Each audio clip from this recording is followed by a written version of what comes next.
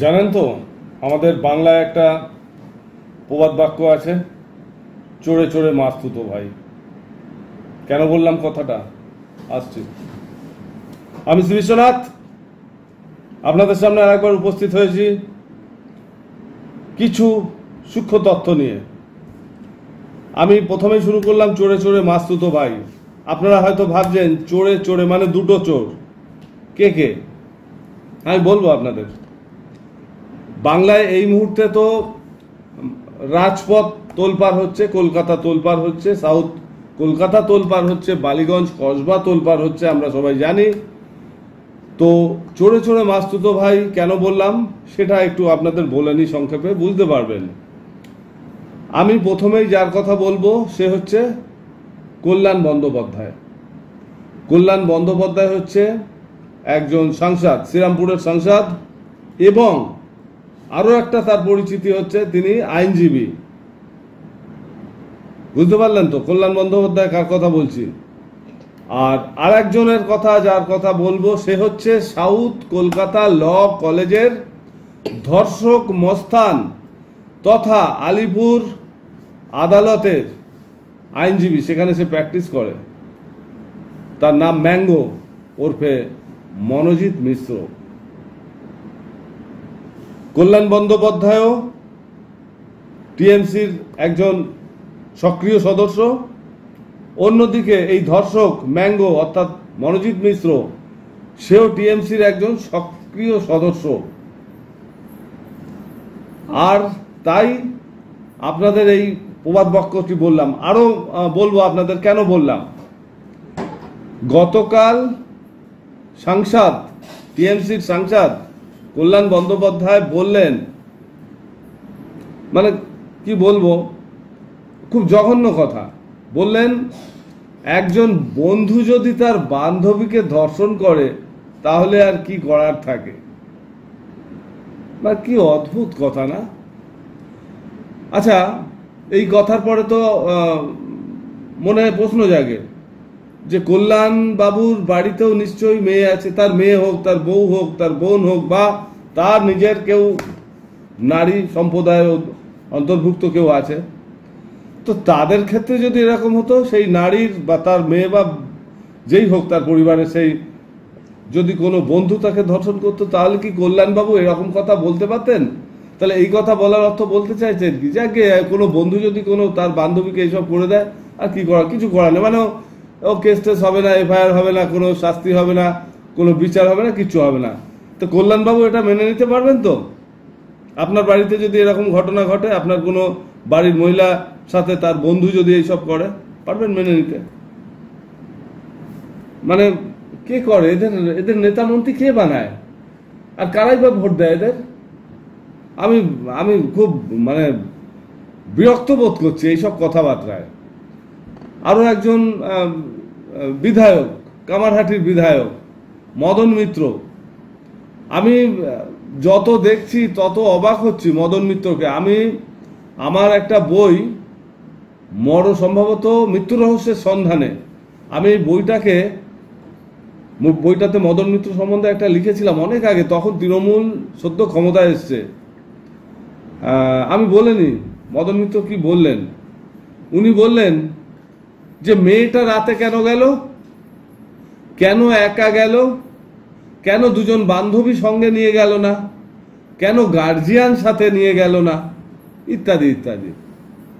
তো মদন বাবু, আপনাকে একটা কথা বলি, বয়স বেড়ে যাচ্ছে আপনার। 2011 সালে আপনারা যখন এলেন, অদ্রিজা মনে আছে? একটা বাচ্চা মেয়ে, অটোতে যাকে ঘষ্টাতে ঘষ্টাতে নিয়ে গেছিল, একটা বাচ্চা মেয়েকে, তার গায়নোর প্রবলেম এসে গেছিল, একটা বাচ্চা মেয়ে, আপনি দাঁড়িয়েছিলেন, খুব ভালো লেগেছিল, এবং আমি লিখেছিলাম আপনার সম্বন্ধে। তো আজকে আপনার যে বক্তব্য, একটা মেয়ে ধর্ষিতা হলো, তার প্রেক্ষিতে আপনি যে কথাগুলো বললেন, কথাগুলো কিন্তু ভালো লাগলো না মদনবাবু। আমি আপনাকে অন্য নজরে দেখতাম, কিন্তু দিন দিন আপনার কথাবার্তা ঠিক গ্রহণযোগ্য লাগছে না। তো আমি একটা কথাই বলি, আপনারা যারা এই ধর্ষিতা মেয়েটির বিপক্ষে গিয়ে ধর্ষকের সমর্থনে যে যারা মন্তব্য দিচ্ছেন একটু ভেবে চিনতে দিন, যে পার্টিরই হোক ভেবে চিনতে দিন, কিন্তু এটা কিন্তু খুব খারাপ একটা বার্তা যাচ্ছে সাধারণ মানুষের কাছে। এই যে মনোজিৎ ধর্ষক, কত বড় সাংঘাতিক ছেলে, কত বড় সাংঘাতিক ছেলে। সে ওই ল কলেজে ভর্তির জন্য নানান রকম কর্মকাণ্ডের জন্য 2 লক্ষ টাকা করে উপঢৌকন নিত, আর তার পেছনে ছিল একজন জেঠুমশাই বিধায়ক। সামনে চলে আসবে জেঠুমশাই, সামনে আসবে, টেনে হিসড়ে বেরিয়ে আসবে। একটা টাকার হিস্সা চলতো, এই মনোজিতের হাত ধরে করা হতো। আমি আগেও বলেছি, এই ছেলেটি এই প্রথম নয়, এর আগেও বহু মেয়ের সাথে নোংরামি করেছে, ভয়তে তারা মুখ খোলেনি। আজকে মুখ খুললো বা এই পরিস্থিতি সামনে এলো। বলে না ওই পাপের ঘোড়া পূর্ণ হয়, তো মনোজিতের পাপের ঘোড়া পূর্ণ হয়েছে। এর আগেও একটা গার্লস কলেজে, বিটি কলেজে সন্ধ্যাবেলায় এরকম ঢোকবার চেষ্টা করেছিল, সঙ্গে একটা মেয়ে ছিল, আরো কয়েকজন ছিল, এবং সেখানে যদি ঢুকতে পেত, সেখানকার সিকিউরিটি গার্ডের তৎপরতায় সে ঢুকতে পারেনি, বা সেখানকার যিনি অধ্যক্ষা ছিলেন ঢুকতে পারেনি তাদের জন্য। ঢুকতে পারলে একটা ঘটনা ওখানেও ঘটে যেত। আর একটা কথা দেখলাম, এই যে পাপিষ্ট ধর্ষক মনোজিৎ, এর একজন বান্ধবী বলছে যে না না এরকমও করতে পারে না, এটা হতে পারে না, মানে সেসব অস্বীকার করছে যে না এই রকম কাজও করতে পারে না। তো এখন প্রশ্ন আসছে, এই বান্ধবীটি কি ভয়তে বলছে? মনোজিতের বা মনোজিতের পেছনে যেসব টিএমসি নেতারা রয়েছে লুকিয়ে, তার এই অপকর্মকে সমর্থন করে এসছে আজকে এত বছর ধরে, তাদের ভয়তে কি মেয়েটা এই কথা বলছে যে না ও এরকম করতে পারে না? নাকি এই যে মনোজিৎ বা তার আরো 2 সঙ্গী যারা ধরা পড়েছে, তারা কিন্তু বিকৃতকামী, যেমনটা ছিল আরজি করের সন্দীপ ঘোষ, বিকৃতকামী অধ্যক্ষ সন্দীপ ঘোষের কথা বলছি, ঠিক সেই রকম মানসিকতায় কিন্তু এরা, এবং এদের সঙ্গে যে বান্ধবী নামে মেয়েটি বলছে কিছু করেনি, এগুলো করতে পারে না, বিকৃতকামী, সেক্স স্ক্যান্ডাল চালাতো এরা। এবং এদের পেছনে টিএমসির কিছু নেতা আছে, লুকিয়ে আছে। আমি জানি না তারা সবাই বেরিয়ে আসবে কিনা, সেরকম পরিস্থিতি তৈরি হবে কিনা। তবে সেম মানে আরজি কর অভয়াকাণ্ডে যখন মোমবাতি মিছিল চলছে, রাত্রি জাগরণ চলছে, রাত্রি দখল চলছে, সেই সময় ওই ল কলেজেরই কিছু ছাত্রছাত্রী সেই আন্দোলনে যোগ দিয়েছিল, সেই সব জায়গায় তাদের ফেসবুকে দিয়েছিল। তো সেটি জানার পর এই মনোজিৎ এবং তার বাহিনী তাদেরকে মেরেছিল রাস্তায় ফেলে, গেছে কেন? তো আমি আজকে একটা কথা বলি, এই মনোজিৎকে জেরা করলে আমি রাজ্য সরকারকে বলবো, মমতা সরকারকে বলবো, আপনারা একজনকে পেয়েছেন, এবার একে পিটিয়ে বার করতে পারবেন। ওর আরজিকর কাণ্ডেও এ জানে, সব অপরাধী কারা এই মনোজিৎ জানে। একে চেপে ধরতে পারবেন কি? যদি মনে হয় যে ডক্টর অভয়াকে এখনো বিচার দেওয়া সম্ভব, ন্যায় বিচার দেওয়া সম্ভব, তাহলে এই মনোজিৎকে চেপে ধরুন, অনেক কিছু বেরিয়ে আসবে। ওই রাত্রি দখল, ভোর দখল, এইসব মোমবাতি আন্দোলনে যারা বেরিয়েছিল তাদের সাথে এই ল কলেজের কয়েকজন ছাত্রছাত্রী যোগ দিয়েছিল, তাদেরকে মারা হয়েছিল, খালি গেছে কেন এই অপরাধে? বুঝতে পারছেন তো শেকড়টা কোথায়? ঠিক সেম জিনিস আরজি করে যা যা হয়েছে ঠিক তাই হলো। কল্যাণ বন্দ্যোপাধ্যায় বললেন না, বন্ধু যদি বান্ধবীকে রেপ করে তাহলে কি করার আছে? তো অভয়া কাণ্ডেও তো তাই হয়েছে। যে ডাক্তাররা ডক্টর অভয়াকে রেপ অ্যান্ড মার্ডার করেছিল, তারা কিন্তু তার পরিচিত বন্ধু সম্পর্কেই হয়। তাহলে কি বলতে চাইছেন? অভয়াকাণ্ড আপনার সমর্থন ছিল, বন্ধু বান্ধবীকে করেছে, কিছু করার নেই, ঠিক সেই মন্ত্রটাই কি আপনি এখানে দিতে চাইছেন কল্যাণ বন্দ্যোপাধ্যায়? যে এই ল কলেজে যে ঘটনা ঘটেছে, ও কিছু বলার নেই, বন্ধু বান্ধবীকে ধর্ষণ করেছে। আমি জানি না আপনাদেরকে কারা ভোট দেয়, আপনারা কি ভোট চুরি করেন? আপনার ক্ষমতায় কি করে আসেন? ভোট চুরি করেন? আপনার কথাবার্তাও বেশ কিছুদিন ধরে দেখছি, আপনি টিভিতে এসে এমন একটা আলটাপ্পা কথা বলে বসেন যে কথাটা সত্যি শুনলে গা জ্বালা করে। মানে প্রকৃত একজন সাধারণ নাগরিক হিসাবে বলছি যে গা জ্বলে ওঠে আপনার কথা শুনলে। আপনি নাকি একটা আইনজীবী, তাই ছ্যাঁচড়ার মতন কথাবার্তা কেন? ছ্যাঁচড়ামো কথাবার্তা কেন? আপনি তো মানুষের সমর্থন নিয়ে এসছেন এই সাংসদ চেয়ারটাতে।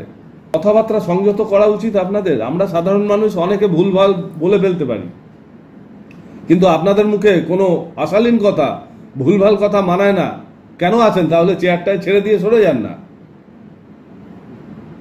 আর একটা কথা আমার মনে হয়, এই বুড়ো বাড়াগুলোকে, যত বুড়ো বাড়া নেতা মন্ত্রী আছে, এগুলোকে না হাঁটিয়ে দেওয়া উচিত। জোয়ান মানুষ দরকার, জোয়ান একেবারে তাকাত নিয়ে কাজ করবে। আপনাদের মতন বুড়ো বাড়া কুচুটের মতন কথা বলেন। সুগার আছে নাকি কল্যাণবাবু আপনার? এরকম বিচ্ছিরি কথাবার্তা বলেন। আপনার ঘরে মেয়ে নেই নাকি? এমন কথা বলছেন। আপনার কোনো মেয়ে শূন্য, মেয়ে বর্জিত আপনার সংসার। আপনিও যেন আপনার বাবার পেট থেকে হয়েছেন, মায়ের পেট থেকে হয়নি। মেয়েদের কোনো সম্মান বোঝেন না, মেয়েদের সম্বন্ধে কোনো কথা বলবার জ্ঞান নেই আপনার। বন্ধ করুন এসব লেখাপনা। নেতা হয়েছেন, মন্ত্রী হয়েছেন, সাংসদ হয়েছেন, আপনি এত বড় চেয়ারে বসে আছেন, আবার আইনজীবী হয়েছেন। কি বিচার দেবেন আপনি? একটা মেয়ের এরকম একটা নক্কারজনক ঘটনা ঘটলো তার জীবনে, আর আপনি এরকম ধরনের কথা বলছেন একজন আইনজীবী হিসাবেও। আপনাদের ঢুকতে দেওয়া উচিত না, আদালত চত্বরে ঢুকতে দেওয়া উচিত না। আমি একটা কথাই বলবো যে সরকারকে বলবো যে শক্ত হন। মমতা বন্দ্যোপাধ্যায়, আপনি শক্ত হন। আর এই তিনজন যেমন অপরাধী, তেমনি কিন্তু অপরাধী, সমান অপরাধী ওই গার্ড যে পাহারায় ছিল, সে তো চুপ করে সব দেখেছে। ও সমান অপরাধী, ওকেও শাস্তি দেওয়ার দরকার। এই তো অবস্থা এখন, এই অবস্থা। অন্যদিকে প্রদীপ্তানন্দ ওরফে কার্তিক মহারাজ বিরাট বড় বিষ গিলে ফেলেছেন। এতদিন তো অনেক কিছুই করেছেন, ইনিও অনেক অপরাধের সাথে জড়িত। আমি আপনাদের গতকাল ভিডিওতে বলেছিলাম, আজকেও আবার বলছি, উনিও কিন্তু অনেক অনেক নোংরামির সাথে জড়িত আছে, অনেক অপকর্মের সাথে জড়িত আছে। কারণ সেটা ওনার কথাবার্তাতে প্রকাশ পায়, তাই না? নেতা, মন্ত্রী, সাধু, সন্ন্যাসী, এদের কেমন হওয়া উচিত বলুন তো? নম্র, সংযত, শান্তিকামী, এগুলো এইরকম চরিত্র হওয়া উচিত। আমি প্রতিটি নেতা, মন্ত্রী, সাধু, সন্ন্যাসী সম্পর্কে বলছি। এ তো আপনারা তো আমাদের সাধারণ মানুষের থেকেও নিচে আছেন। আমরা সাধারণ মানুষরা অনেক সময় অনেক আজে বাজে কথা বলি, আপনাদের মুখে শোভা পায় না। সবাই সংযত হন। আমি আজকে বেশি কথা বলবো না। ল কলেজের নির্যাতিতা মহিলাটির বিচার কামনা করছি, সে যেন ন্যায্য বিচার পায়। এবং এই ধরনের মানুষরা যারা ধর্ষক এবং যেসব নেতামন্ত্রী সরকারের, শাসক দলের, টিএমসির পেছন থেকে উস্কানি দিচ্ছেন, সতর্ক হয়ে যান। জানেন তো সময় কত মূল্যবান। এমন একটা সময় আসবে না আপনাদের গোড়া উপড়ে ফেলে দেবে, তা সেই উপড়ে ফেলবার আগে সবাই সতর্ক হয়ে যান। মানুষের সেবায় নিয়োজিত হয়েছেন, মানুষের সেবার কথা ভাবুন, মানুষের দুঃখে পাশে দাঁড়াবার কথা ভাবুন। নিজেদের আখের গোছাচ্ছেন, কত টাকা পাচ্ছেন, কত টাকা কাটমানি আসছে, কত টাকা লুট করছেন। বেরিয়ে আসুন, এইগুলো থেকে বেরিয়ে আসুন। তো আজ এ পর্যন্ত, সবাই ভালো থাকুন, বাই।